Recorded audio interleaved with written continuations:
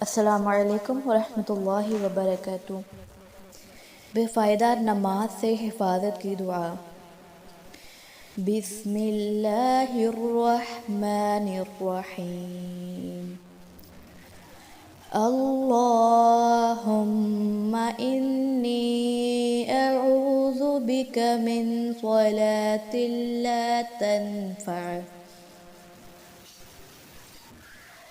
اللہم انی اعوذ بک من صلاۃ لا تنفع۔